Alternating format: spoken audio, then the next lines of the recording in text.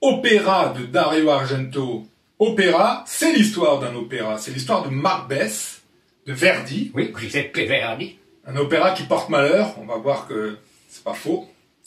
Et d'ailleurs, dès le début du film, la cantatrice, elle va avoir un accident de voiture, elle va décéder, donc déjà, ça commence mal, il faut trouver quelqu'un pour la remplacer, et là, on va trouver une jeune artiste de 17-18 ans, et elle va interpréter Macbeth d'une manière magistrale, elle va avoir une ovation extraordinaire, sauf que dans les jours qui suivent, il y a un tueur qui va commettre des crimes abominables devant cette femme, et cerise sur le gâteau, il va l'obliger à regarder commettre ses crimes. Comment? En plaçant des aiguilles sous ses yeux. Elle ne pourra pas les fermer et elle va voir des crimes plus horribles les uns que les autres.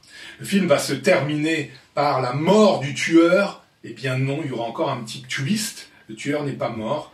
Et ça, vous le verrez en regardant Opéra. Donc Opéra, c'est un réalisateur qu'on connaît. Oui, c'est Dario Argento, maître absolu du giallo, dont on a souvent parlé, scénariste de très grande qualité. Il était une fois dans l'Ouest, mais il ne sera plus scénariste de génie dans ses films. C'est pas le scénario qu'on va retenir, mais il était une fois dans l'Ouest là, et quelques autres. Hein. Il a aussi écrit Une corde incolte pour Robert Hossein. Et comme réalisateur, donc le maître du giallo, ces fameux films italiens de type policier où il y a un tueur en général ganté, des problèmes liés à l'enfance, des meurtres plus ou moins épouvantables, qui se passent souvent dans le milieu urbain, mais il peut y avoir la campagne aussi, hein, dans Les Frissons de l'angoisse, et dont les films de référence sont Les Frissons de l'angoisse, Ténèbres, Phénoména, et moi je dirais Opéra, mais qui est nettement moins connu, on en parlera après, puisqu'il y a aussi une malédiction sur ce film. Donc Opéra, 1987, le dernier chef-d'œuvre d'Argento. Film qu'il fera par la suite, il y en aura un qui se détachera, hein, c'est Le sang des innocents, je crois que tu es d'accord, hein, ouais. qui est pas un chef-d'œuvre absolu, mais où il y a encore cette maîtrise, cette technique extraordinaire, notamment dans la séquence d'introduction du train. Ouais, ouais.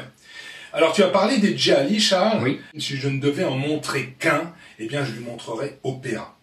J'ai entendu dans une interview d'Argento, il disait que son but dans le cinéma, c'est de sidérer le spectateur. Oui. Et pour sidérer le spectateur, il n'y a qu'un seul moyen. Il faut noyer ses sens. Il faut occuper ses yeux et il faut occuper ses oreilles. Et dans Opéra, l'histoire est abracadabrantesque. Oui. La direction d'acteur, et encore ça va, le rôle principal, La jeune Christina Marcillac se débrouille. elle se débrouille. Elle n'a pas fait carrière. Hein. Alors il y en a d'autres, bon, on taira leur nom, mais oulala, ça vole pas très haut. Bon, il y a Daria Nicolidi, hein, aussi, l'ex-épouse d'Argento, qui ne voulait pas jouer dans le film. Bon. Ouais. Pour sidérer le spectateur, et pour lui faire oublier que l'histoire est banale, et pour lui faire oublier que les acteurs jouent mal, eh bien Argento, il a utilisé ce qu'il sait le mieux faire, il a utilisé la maestria dans l'art de faire bouger la caméra. Et ça, déjà, avec les mouvements de caméra, on peut dire que nos yeux, ils sont déjà occupés. Mais il faut encore occuper nos oreilles. Oui. Et dans Opéra, regardez-le avec le son 5 plein. Ah oui, bien sûr. Sortez les enceintes, parce que la musique, c'est de l'opéra.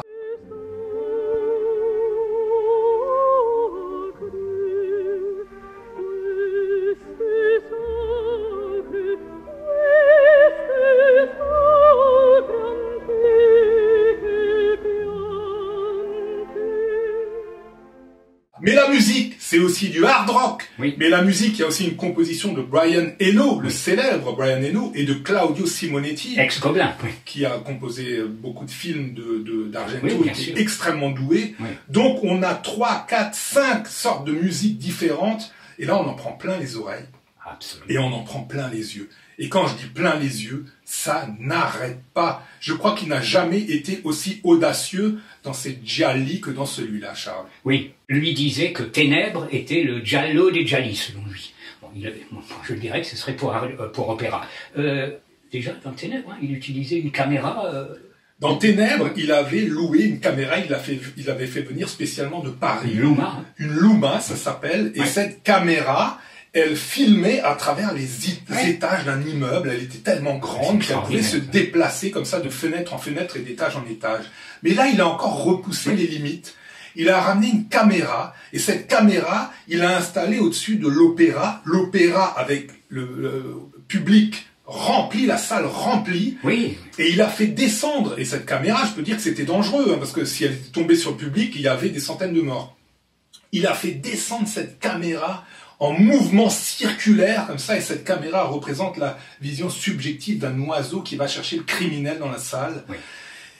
Incroyable! Il y a une autre séquence, Charles, où il place un pistolet à travers l'œil d'un Judas. Oui. Et là, encore une fois, il avait loué une caméra qui filmait avec une vitesse extrêmement rapide pour pouvoir voir la balle qui sort, qui traverse le Judas et qui va traverser aussi le crâne de Daria Nicolidi. Et Daria Nicolidi raconte dans les bonus qu'elle avait tellement peur de cette séquence parce que le gars qui faisait les effets spéciaux lui avait collé de la dynamite à l'arrière du crâne.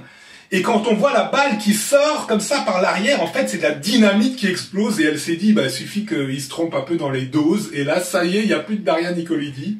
Donc le film, Charles, est rempli de mouvements de caméra incroyables. Il y a une caméra qui passe dans des bouches d'aération. C'est extraordinaire. Extraordinaire. Extraordinaire. Donc d'après tout ce que tu dis, c'est pas tout public, ce film. Il y a des séquences, déjà l'affiche du film ou les photos principales du film, donc c'est cette femme qui a les yeux ouverts avec des aiguilles, elle peut pas les fermer. Bon, déjà là on est déjà dans le ton, hein. Il y a des séquences qui sont quand même très gore. Donc voilà, on est c'est Argento, hein. Il y a quand même, c'est les Italiens. Des fois quand il faut lancer de l'extrême, ils savent dépasser les limites. Hein. Oui. Et le fait que l'histoire ne soit pas réussie n'a pratiquement plus d'importance. Quand moi j'ai découvert le film, on m'avait dit que l'histoire est pas terrible. Moi j'ai complètement oublié l'histoire. J'étais fasciné par, comme tu as dit, l'image et le son. C'est un film qu'il faut pas regarder sur un téléphone. Je suis désolé, ce film, il faut sortir l'artillerie lourde. Sur un petit écran. Mais oui, si on le regarde sur un ordinateur, je sais pas quoi, c'est bon, quoi. Il faut voir en pleine qualité, full Blu-ray. Ça sert à ça, les écrans larges, le son 5.1. Et là, on se laisse bercer, on se dit, mais c'est quoi cette caméra qui bouge? On essaye de s'imaginer un peu comment il a fait pour bouger cette caméra de folie, c'est incroyable. Et franchement, l'histoire, moi il y a des choses que même l'histoire du flashback, j'ai même pas compris ces séquences. J'ai même pas cherché à comprendre. Non, voilà, c'est ça. Alors tu parlais d'un opéra comme Macbeth, comme Don Quichotte, le livre, qui porte malheur. Pourquoi? Et ça s'est avéré. La liste est longue, Déjà, pendant la préparation du film, Argento a perdu son père, et puis le film commence. Un des acteurs principaux lui cache qu'en fait, il a le sida. Et couronnement, le gars qui a le sida, en plus, il a un accident de voiture, il a des côtes brisées, mais on peut plus le changer à cause de l'assurance, il est obligé de jouer avec des côtes brisées. Il y a un autre acteur, alors lui carrément il va décéder, il va se faire écraser par une voiture. L'actrice principale, elle est complètement, elle s'entend pas avec Argento, ils se parlent pas pendant tout le film. Et je pourrais en citer. Et couronnement, le film ne va même pas sortir en salle en France. Exact. Ce qui est d'ailleurs devenu après par la suite une marque de fabrique des films d'Argento, à part le Sang des Innocents qui a fait une petite sortie. Mais après, ça s'explique parce qu'il y avait le DVD, etc. Mais Charles, là, on est en 87. Là, les films, on allait les voir au cinéma. Ou éventuellement, on les regardait en vidéo, en cassette vidéo. Et là, encore une fois, ils nous sortent ce film en VHS dans une cassette pourrie, où on avait enlevé toutes les séquences extrêmes. Donc vraiment le film, d'ailleurs, je me rappelle très bien, Charles, que quand j'ai découvert Argento, ce film, je le connaissais pas. Et vraiment, j'ai dû le faire venir des États-Unis parce que on n'en parlait pas dans la presse ici, et puis il n'y avait pas d'édition de DVD, voilà. Donc je me suis dit, tiens, c'est un Argento au hasard, je vais le faire venir des États-Unis. Et là, j'ai découvert qu'un des plus grands films d'Argento, il est complètement passé inaperçu. Les critiques l'ont pas aimé. Je sais pas, il y a plein de trucs qui vont pas avec ce film, alors que franchement, c'est une petite merveille. Ah oui, absolument. Alors attention de ne pas confondre avec Le Fantôme de l'opéra. Le fameux livre de Gaston Leroux qui a été adapté je ne sais pas combien de fois au cinéma, parce qu'Argento fera, quelques années plus tard, Le Fantôme de l'opéra avec sa fille Asia. C'est moins enthousiasmant.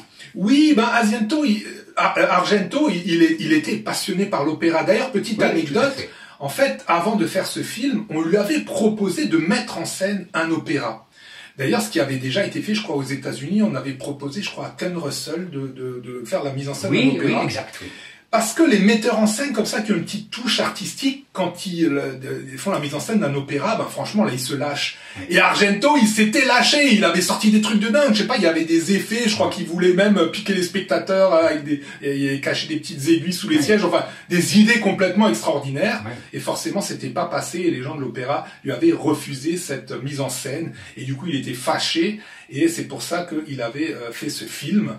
Et par la suite, d'ailleurs, comme tu l'as dit, il a encore resté sur ce thème, avec le fantôme de l'opéra. Et la musique classique, qu'il utilise d'ailleurs souvent. Dans le Sang des Innocents, il y a le Lac des Cygnes de Tchaïkovski. Oui, absolument.